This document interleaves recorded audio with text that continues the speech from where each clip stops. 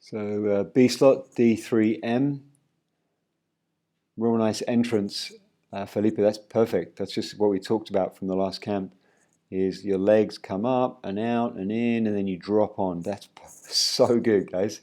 Um, yeah. Sorry, this is the other three, not B slot. Meant to say. So I'm not a big fan of that grip, Fred. I definitely prefer this grip. I think it's good. And I've talked about the fixes on the other three, the B slot three. But this is the reason I don't like this, because it creates tension, and it creates a bigger target for Manuel to smack into Felipe, or the other way around.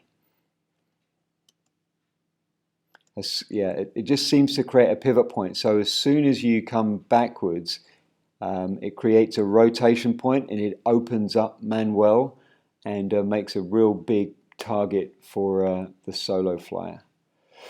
So I would take the time, nice little brain lock, I would take the time to take this grip, and the fixes that I had from the B slot 3, we want to see the same things here. So rather than letting Fred get out the way, Felipe, which will be easier if we have the other grip, your hip goes back with Felipe and your left elbow goes back. I know this is kind of mirror imaged on our normal 3, but same fixes apply.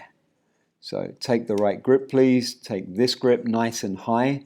You take this grip, and all of a sudden you've got from the knee to here as a massive kind of extension to the piece. Whereas if you have the grip up here and Manuel's left elbow is there, we've reduced the circumference of the piece, and we've got a much smaller piece, easier to move. I have played a lot with this shape, by the way. I've done a bunch of it. I've even had it where the person in Felipe's slot now would be looking over his other shoulder. It's a completely different block. I don't think it's worth learning. I think, especially when we're looking at this mirrored 3, we want to try and keep it as similar as possible to the technique on the with the other way.